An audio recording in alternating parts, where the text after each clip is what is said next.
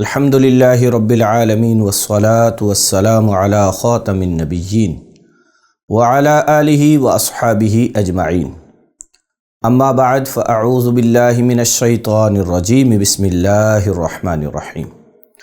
عزیز طلباء کرام، کنز المدارس بورڈ کے آفیشیل یوٹیوب چینل پر خلاصۃ النحو کی لیکچر سیریز کے ساتھ ہم حاضر ہیں۔ آج ہم الدرس الثالث والعشرون 23ویں سبق کے حوالے سے پڑھیں گے۔ 23ویں سبق میں کیا بیان کیا گیا ہے؟ اس میں فعل مضارع کا اعراب بیان کیا گیا۔ فعل مضارع کے اعراب کی کتنی حالتیں ہیں؟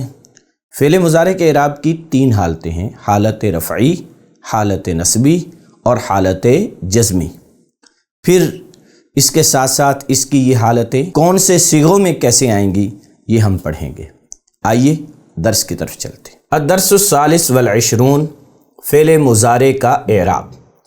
فعل مضارع کے اعراب بھی 3 ہیں، یعنی جس طرح اس میں معرب کے اعراب 3 تھے نا، فعل مضارع کے بھی 3 ہیں، لیکن ایک فرق کے ساتھ۔ وہ کیا ہیں؟ رفع، نصب اور جزم۔ وہ فرق یہ ہے کہ فعل مضارع کا اعراب میں حالت جو تیسری ہے وہ جزم آتی ہے، جبکہ اس میں معرب میں جو تیسری حالت تھی وہ جر آتی ہے۔ اور یہ بھی بات ذہن نشین رکھیے گا، آپ کو ہمیشہ فائدہ دے گی کہ جر اسماء کے ساتھ خاص ہے، جبکہ جزم فعلوں کے ساتھ خاص ہے۔ فعل کے اعراب میں جزم آیا کرتا ہے اور اسماء کے اعراب میں جر آیا کرتا ہے۔ یہ اعراب بھی مختلف طریقوں سے آتے ہیں، اس لحاظ سے فعل مضارع معرب کی 4 قسمیں ہیں۔ فعل مضارع کے 2 صیغے تو مبنی ہوتے ہیں نا، جمع مؤنث والے، باقی جو 12 صیغے ہیں وہ معرب ہوتے ہیں، اور ان کی صورتیں کیا ہیں یہ سنیے۔ نمبر 1 جی، فعل مضارع صحیح۔ یہ کیا ہوتا ہے؟ وہ مضارع جس کے آخر میں حرف علت اور نون اعرابی نہ ہو، اس کو فعل مضارع صحیح سے تعبیر کرتے ہیں۔ یوں کہہ سکتے ہیں آپ کہ پچھلے سبق میں ہم نے پڑھا 5 مرفوع صیغے۔ یہ جو 5 مرفوع صیغے ہوتے ہیں نا، اس کی یہ حالت ہوتی ہے کہ اس کے آخر میں اگر حرف علت بھی نہ ہو اور نون اعرابی بھی نہ ہو تو اسے فعل مضارع صحیح کہتے ہیں۔ اس کا اعراب کیسے آتا ہے؟ اس کی حالت رفعی ضمہ سے، حالت نصبی فتحہ سے اور حالت جزمی سکون سے آتی ہے۔ دیکھیں آپ، ینصرو فعل مضارع پر کوئی نواسب و جوازم داخل نہ ہو تو وہ حالت رفعی میں ہوتا ہے۔ لن ینصرا حرف نواسب داخل ہے، حرف نواسب میں سے لن داخل ہے، اس لیے نصب آئی ہے۔ لم ینصر حرف جوازم میں سے لم داخل ہے، اس لیے جزم آئی ہے۔ ناقص واوی یا یائی، وہ فعل مضارع جس کے آخر میں واو یا یا ہو اور نون اعرابی نہ ہو۔ یہ فعل مضارع کی دوسری صورت ہے کہ فعل مضارع ناقص واوی ہوگا یا فعل مضارع ناقص یائی ہوگا، یعنی اس کے آخر میں واو یا یا میں سے کوئی ہوگا اور نون اعرابی نہیں ہوگا۔ تو اس کی حالت رفعی ضمہ تقدیری سے، حالت نصبی فتحہ لفظی سے اور حالت جزمی حذف آخر سے آتی ہے۔ حذف آخر کا مطلب ہوتا ہے وہ جو آخر میں حرف علت ہوگا تو اس کو ہم حذف کر دیں گے، گرا دیں گے۔ نمبر 2 ہے جی ناقص واوی یا یائی، وہ مضارع جس کے آخر میں واو یا یا ہو اور نون اعرابی نہ ہو۔ واو یا یا میں سے کوئی ایک ہو اور نون اعرابی نہ ہو۔ اس کی حالت رفعی ضمہ تقدیری سے، حالت نصبی فتحہ لفظی سے اور حالت جزمی حذف آخر سے آتی ہے۔ کیسے آتی ہے جی؟ حذف آخر سے آتی ہے، یعنی آخری حرف کو کیا کر دیا جائے گا؟ حذف کر دیا جائے گا۔ آپ غور کریں، حالت رفعی کس سے آ رہی ہے؟ ضمہ تقدیری سے۔ حالت نصبی فتحہ لفظی سے۔ اب مثالوں پر غور کریں آپ، یدعو، یرمی۔ اب بظاہر ان دونوں صیغوں پر ضمہ تو نہیں ہے، یہی تو ہم کہہ رہے ہیں کہ ان کی حالت رفعی کیسے آتی ہے؟ ضمہ تقدیری سے آتی ہے۔ اور حالت نصبی فتح لفظی سے دیکھیں آپ، لن یدعوا، لن یرمیا، یا آخری حرف پر نصب آ رہی ہے، یہاں واو پر اور یہاں یا پر۔ حالت جزمی، لم یدعو، لم یرمی، یہ سیم یہی صیغے ہیں، اور لم کے داخل ہونے سے آخر میں جو حرف علت ہے واو اور یا، اس کو ہم نے حذف کر دیا، گرا دیا، تو یہ ہے اس کی حالت جزمی۔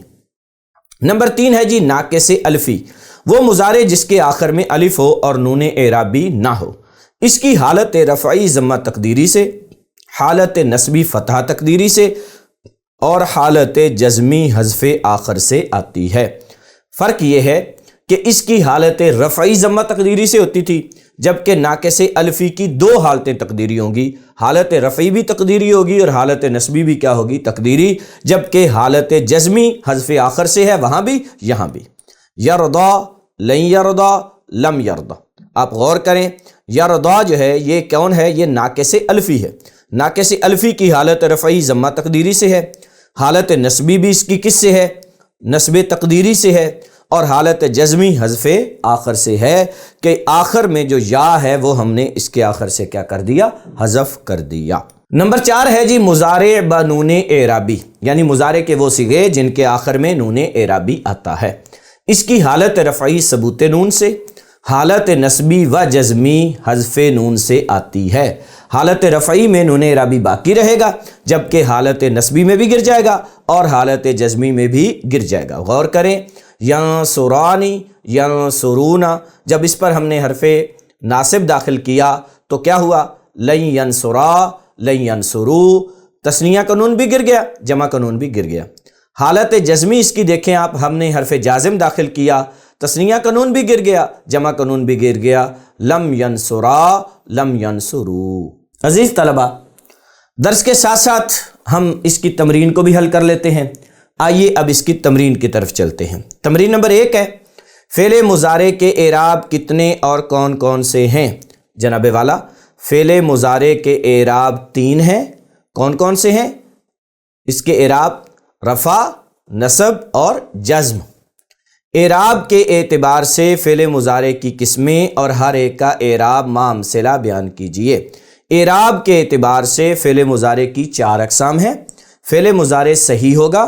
نمبر 2، فعل مضارع کے آخر میں واو یا یا ہوگا۔ نمبر 3، فعل مضارع کے آخر میں الف ہوگا۔ نمبر 4، فعل مضارع کے آخر میں نون اعرابی ہوگا۔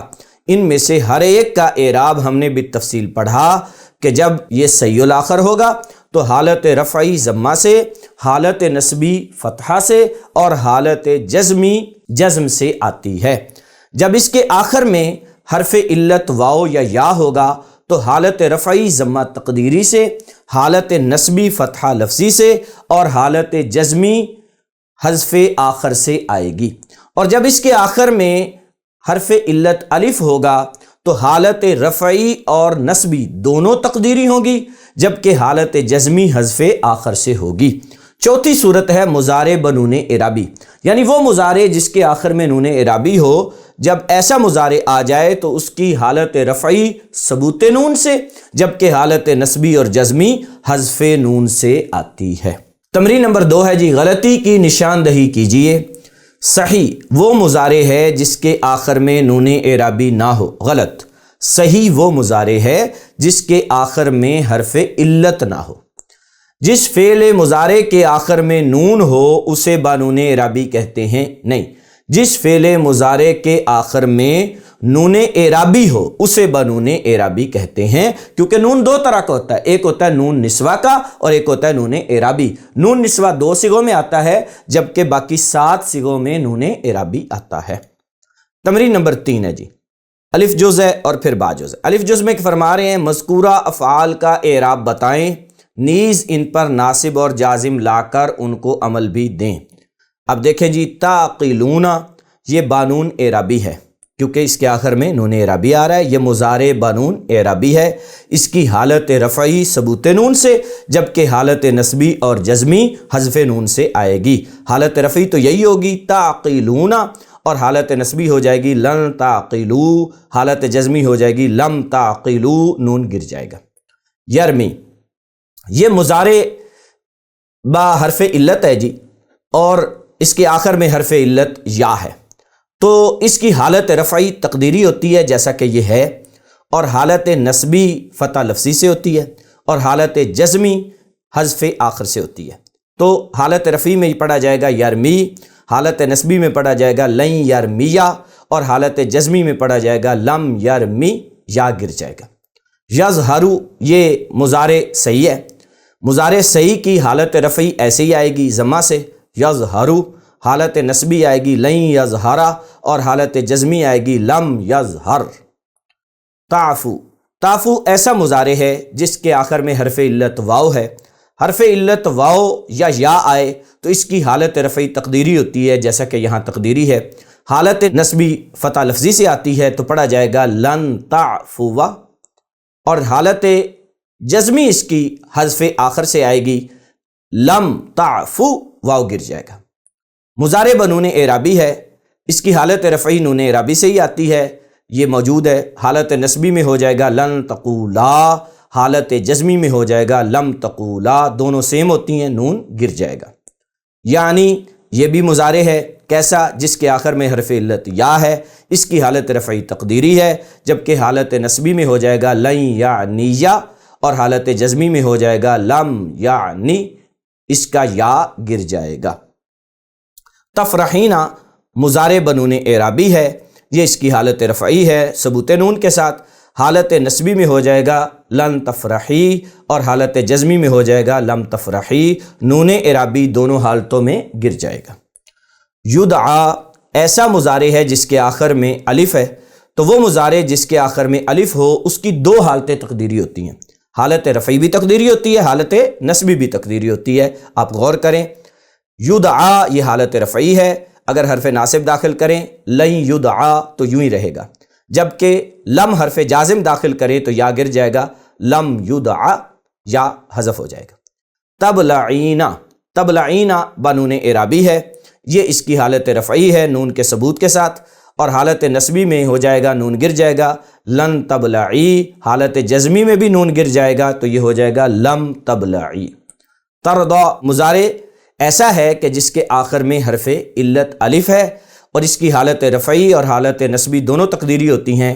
ترضا حالت رفعی ہے، لن ترضا یہ حالت نسبی، یہ بھی تقدیری ہے، اور حالت جزمی میں یا گر جائے گی لم ترضا۔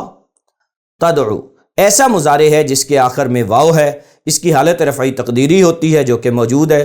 حالت نسبی میں جو ہے اس کے آخر میں فتح لفظی آئے گا لن تدعو، جبکہ حالت جزمی میں واو گر جائے گی جو کہ حذف آخر سے آتی ہے۔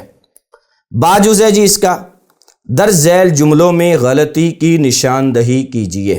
اب آپ غور فرمائیں، لما یقضی، لما یقضی، لما حروف جوازم میں سے ہے، جب یہ داخل ہوتا ہے اس کی حالت جزمی تو حرف علت گر جاتا ہے، اس کو ہونا چاہیے تھا لما یقضی، یا گر جانا چاہیے تھا۔ لن یجری، لن حرف ناصب ہے، جب یہ داخل ہوگا تو اس کی حالت نسبی فتح لفظی سے آئے گی، اس کو ہونا چاہیے تھا لن یجریہ۔ لم یتعلم، لم حروف جوازم میں سے ہے، اور یہ ایسا فعل مضارع ہے جو کہ صحیح الاخر ہے، لہٰذا اس پر حرف جازم کے داخل ہونے سے جزم لفظی آنی چاہیے، لم یتعلم۔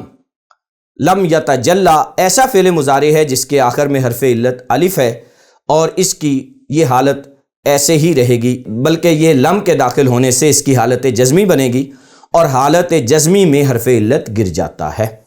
لما یجلسانی یہ فعل مضارع بنون اعرابی ہے، اور لما کے داخل ہونے سے نون گر جانا چاہیے، یہ ہوگا لما یجلسا۔ لن اسمعو، لن حروف نواسب میں سے ہے، اور یہ مضارع صحیح الاخر ہے، اس کے داخل ہونے سے نصب آنی چاہیے، لن اسمع۔ اذن یقولون یہ فعل مضارع بنون اعرابی ہے، اذن کے داخل ہونے سے نون گر جائے گا، پڑھا جائے گا اذن یقولو۔ لم تصومینا، لم تصومینا بنون اعرابی ہے، لم کے داخل ہونے سے نون اعرابی گر جائے گا، لم تصومی۔ لم یعفو، لم یعفو ایسا فعل مضارع ہے جس کے آخر میں حرف علت واو ہے، لم کے داخل ہونے سے حرف علت گر جائے گا، پڑھا جائے گا لم یعفو۔ کئی یفہمانی یہ فعل مضارع بنون اعرابی ہے، کئی کے داخل ہونے سے نون اعرابی گر جائے گا، کئی یفہما۔ لن تلومینا فعل مضارع بنون اعرابی ہے، لن کے داخل ہونے سے نون گر جائے گا، لن تلومی۔ لن یرمی لن کے داخل ہونے سے اس پر نصب لفظی آئے گی، کیونکہ حالت نسبی میں نصب لفظی ہوا کرتی ہے ایسے فعل مضارع کی جس کے آخر میں حرف علت واو یا یا ہو، تو یہ پڑھا جائے گا لن یرمیہ۔ عزیز طلبہ کرام، آج کے درس میں ہم نے فعل مضارع کے اعراب کی صورتیں پڑھی۔ جی ہاں، فعل مضارع کے 2 صیغے مبنی ہوتے ہیں، جبکہ باقی 12 صیغے معرب ہوتے ہیں، مورب فعل مضارع کا اعراب پڑھا ہم نے کہ اس کے اعراب کی صورتیں ہوتی ہیں 4۔ یا تو فعل مضارع ایسا ہوگا جو صحیح ہوگا، یا ایسا ہوگا کہ اس کے آخر میں حرف علت واو یا یا آئیں گے، یا ایسا ہوگا کہ جس کے آخر میں حرف علت الف ہوگا، یا ایسا ہوگا کہ جس کے آخر میں نون اعرابی آئے گا۔ تو اس کی حالت رفعی کیا ہوتی ہے، نصبی اور جزمی کیا ہوتی ہے، وہ ہم نے پڑھا۔ ساتھ میں ہم نے اس کی تمارین کو بھی حل کیا۔